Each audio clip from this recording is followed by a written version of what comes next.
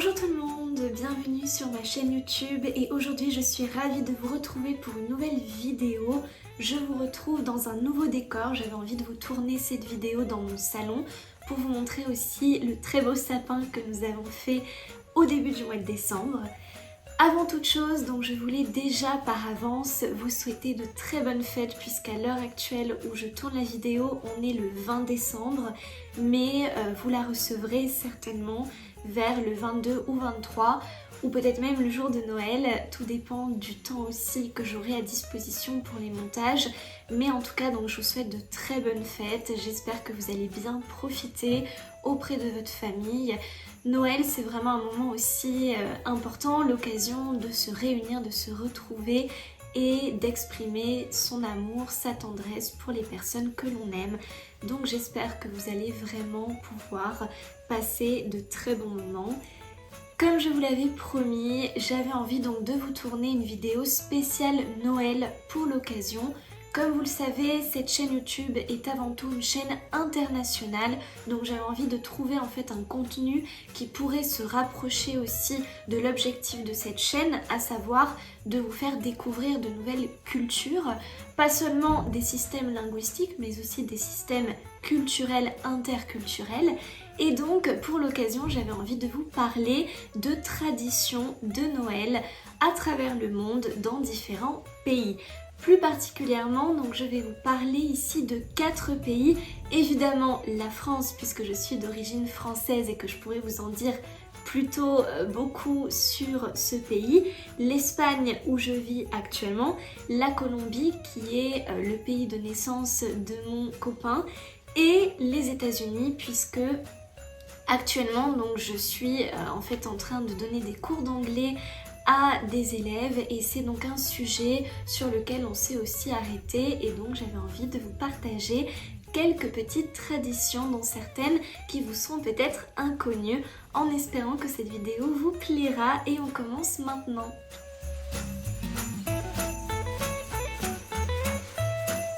Première tradition de Noël, c'est la France. Donc de manière générale, je vais vous parler de la culture de Noël en France.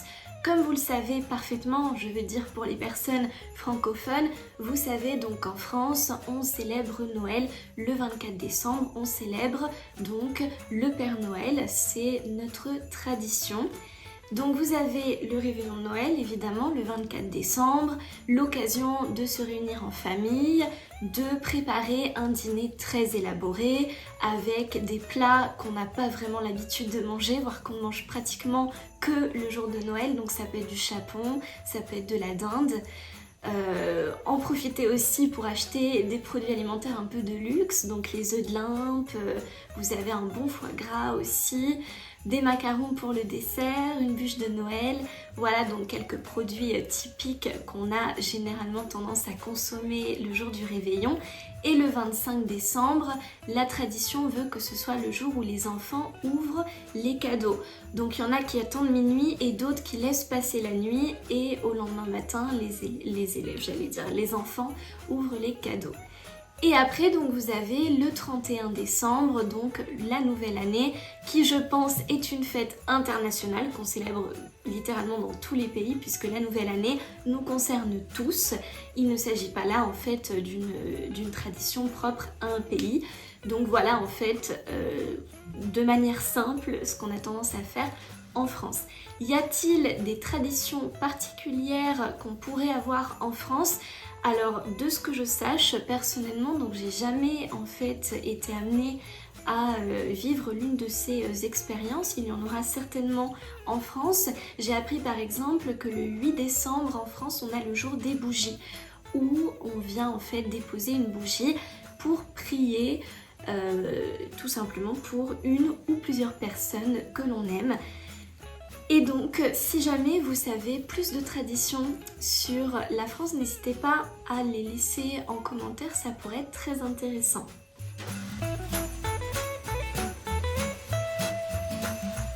Deuxième tradition, l'Espagne. Alors, comme vous l'avez probablement étudié, je pense, au lycée ou au collège, si vous avez fait espagnol, vous savez probablement qu'en Espagne, ce n'est pas le Père Noël que l'on célèbre, mais les rois mages.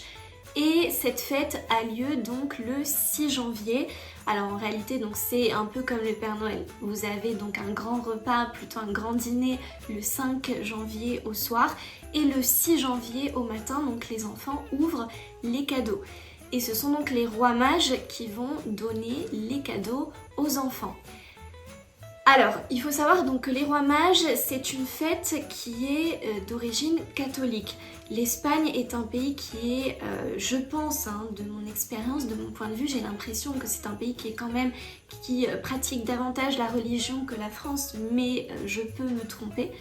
Donc je préfère le dire avec précaution, mais il n'empêche qu'en Espagne, on a une forte population catholique. Et c'est pourquoi donc la plupart en fait des gens ici célèbrent les rois mages le 6 janvier.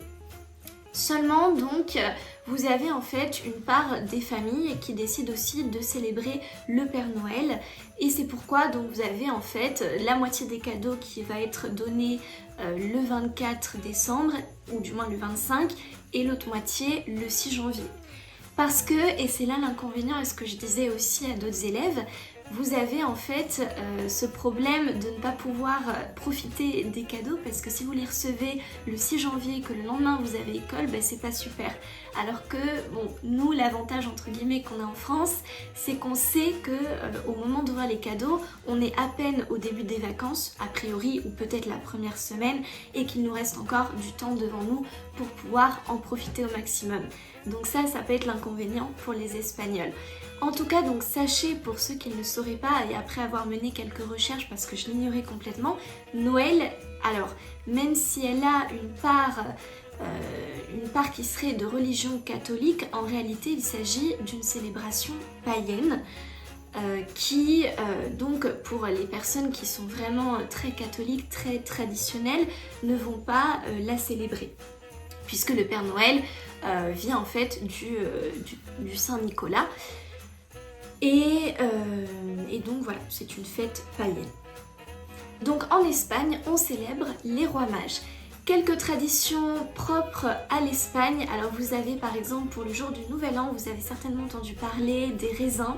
En fait pour chaque coup de l'horloge, donc les 12 coups de minuit, en fait vous devez manger à chaque fois un raisin. Un raisin, donc en tout vous devez en manger 12 et vous devez être capable de respecter en fait les secondes et de pouvoir donc tous les mettre dans votre bouche sans les manger. Donc ça c'est une tradition qui est un peu drôle et j'ai remarqué donc que c'est une tradition qui est assez respectée et pratiquée ici par les Espagnols. En ce qui concerne la nourriture, alors bon il y a un peu de tout, après avoir mené une petite enquête, j'ai remarqué que il n'y a pas vraiment de plat typique finalement, tout dépend des années. De manière générale on retrouve un certain nombre de produits qu'on consomme en France. En revanche donc vous avez ce qu'on appelle le Roscón de Reyes qui correspond en fait à notre galette des rois mais dont la base, la préparation est assez différente puisque notre galette des rois traditionnelle est à base de pâte d'amande, la pâte feuilletée aussi. En Espagne en fait ça a un plus l'aspect en fait d'un gâteau qui est un peu moelleux. Je n'ai pas encore goûté personnellement puisque on le consomme surtout vers le mois de janvier, donc plutôt période de Noël, Nouvel An et les rois mages. Même si normalement donc la tradition veut qu'on le consomme le jour des rois mages et la tradition veut que si vous tombez sur la fève comme en France, vous êtes le roi, donc vous avez la couronne. Et si vous tombez, alors ça dépend, selon les versions, ça peut être un petit pois qu'on vous met donc dans le gâteau. En tout cas, si vous tombez sur autre chose, ça veut dire que vous devez payer pour tout le monde le gâteau. Donc voilà, une tradition un peu drôle et assez marrante pour être en famille ou entre amis.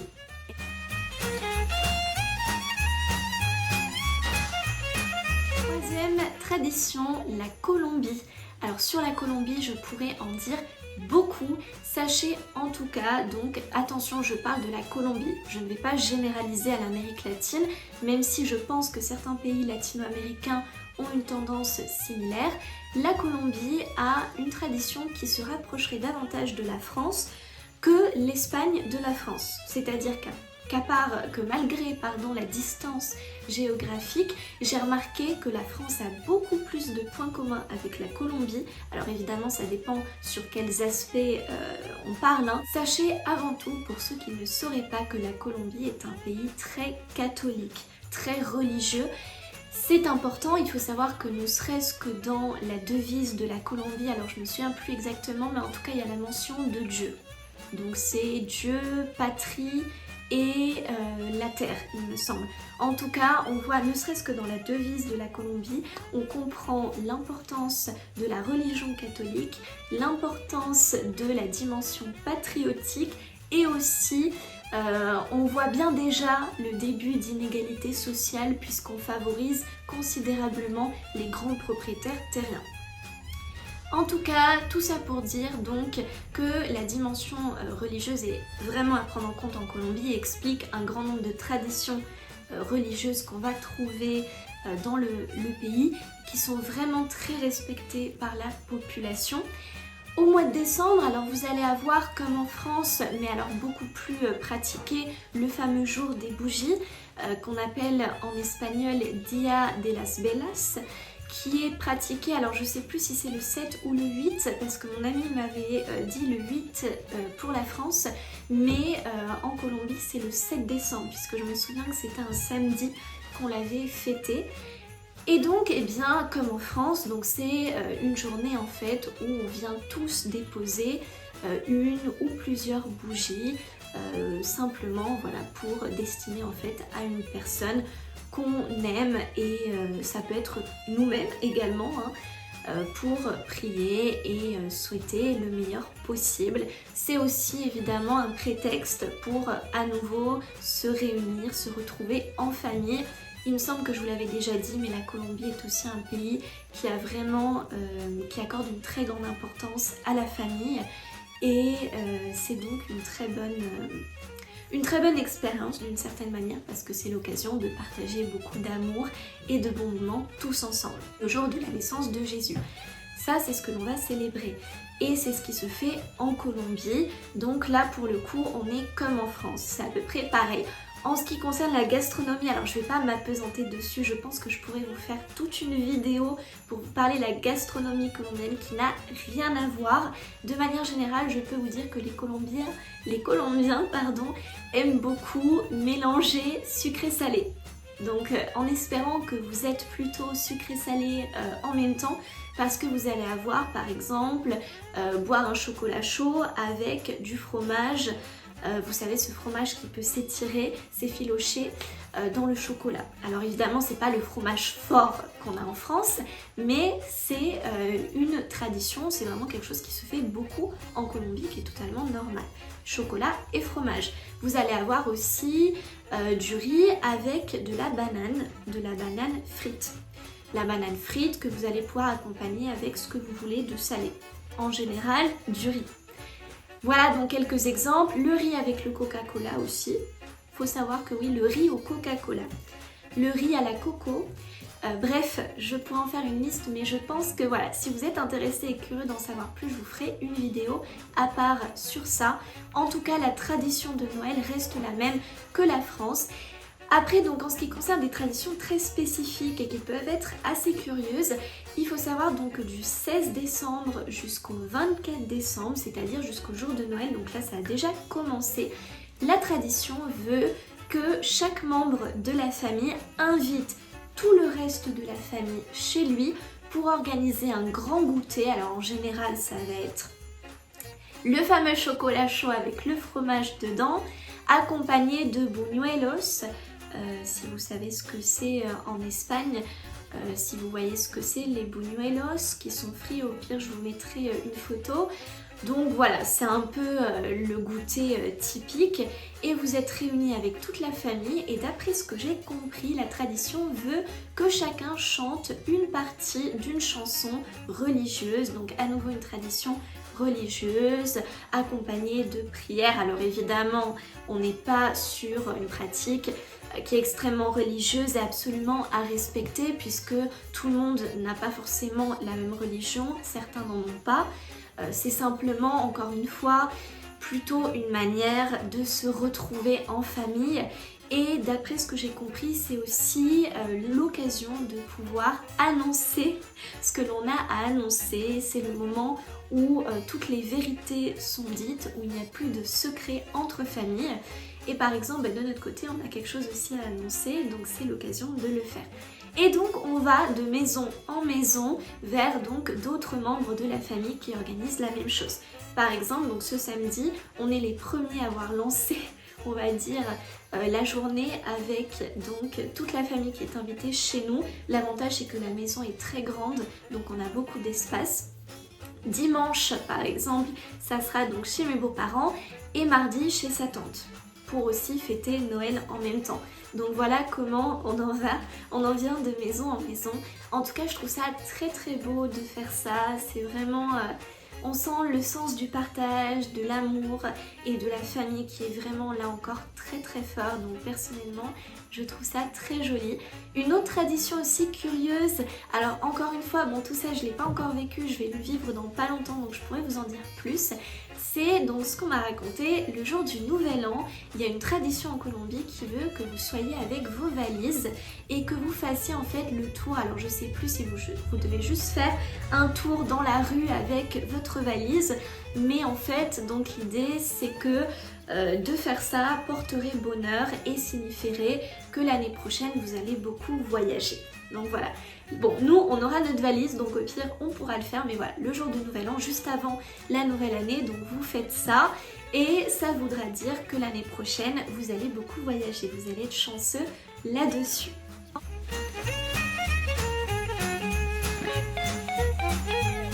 Le dernier pays donc ce sont les États-Unis. Alors évidemment aux États-Unis, donc on va aussi avoir les mêmes traditions qu'en France ou en Colombie. Au final, l'Espagne avec les rois mages est un peu l'exception. Aux États-Unis, alors j'avais envie de vous parler juste d'une tradition, on va dire qui n'est pas vraiment une tradition de Noël parce qu'elle se pratique un peu avant Noël, mais qui est souvent quand même reliée à la thématique de Noël. Il s'agit de Thanksgiving, donc en français on pourrait dire le jour de grâce, le jour d'action de grâce, en espagnol Dia de Acción de Gracias.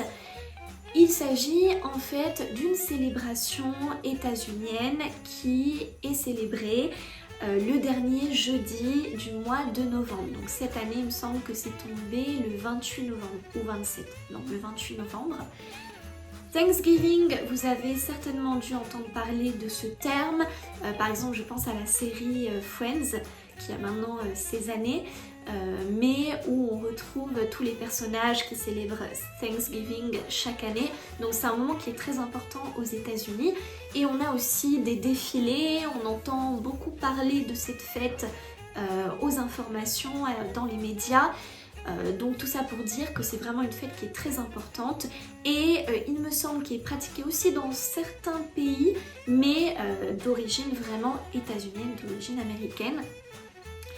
Thanksgiving, donc vous avez probablement vu des images voilà, de gens, d'amis ou d'une famille voilà, qui est réunie autour d'une table avec la fameuse dinde en plein milieu et ses accompagnements. Donc vraiment voilà le repas typique, encore une fois donc un moment qu'on partage avec la famille.